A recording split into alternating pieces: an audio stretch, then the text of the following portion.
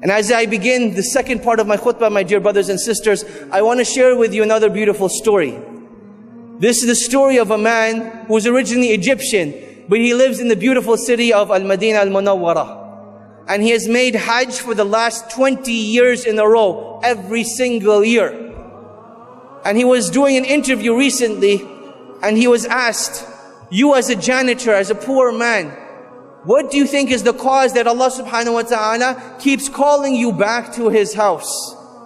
So in this interview, the man says, this is purely from the blessings of Allah subhanahu wa ta'ala. And I'm not sure of the exact reason, but I do remember a particular incident in my very first Hajj, that I saved up for the whole entire year before I came for my first Hajj. And I went on this great journey. And as I'm on a bus on my way to Mecca, I see this old woman who is old in age, big in size, struggling to walk with her cane. And you can see that she is in an immense amount of pain. So I thought to myself, what type of individual would I be if I, as a young man, sat on the bus and this old woman had to walk all the way to Mecca? So while we were stuck in traffic, I got off the bus and I went to this woman and I said, oh my dear mother, I ask you by Allah that please take my seat and I will walk in your place instead. And this woman, she started to cry with tears, thanking Allah that Allah subhanahu wa ta'ala had sent someone that would take her on a bus rather than her having to walk. And as she was getting on the bus, she turns around to that man and she says, oh my dear son, I pray to Allah that Allah subhanahu wa ta'ala never prevents you from making Hajj again. And he says, Allah knows best, but I believe that was the cause that each and every single year, Allah subhanahu wa ta'ala sends someone knocking on my door that requests my help in going for Hajj. Or they request my company. Or they say, I want to take you to Hajj for free. And each and every single year for the last 20 years, this is what has happened. My dear brothers and sisters, when we make dua to Allah subhanahu wa ta'ala, we need to remember that nothing is impossible for Allah subhanahu wa ta'ala.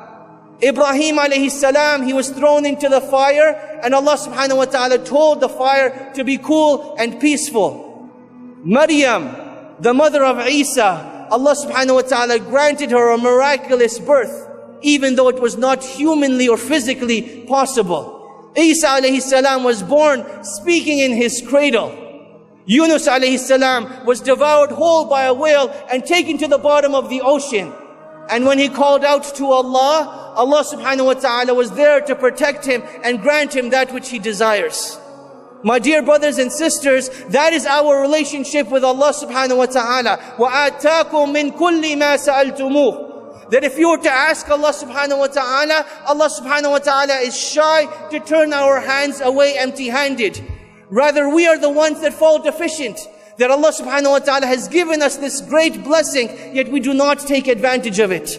My dear brothers and sisters, Allah subhanahu wa ta'ala does not get angry when we keep asking for the things that we want and desire. Allah subhanahu wa ta'ala becomes angry when we don't ask of Him, when we think of ourselves self-sufficient.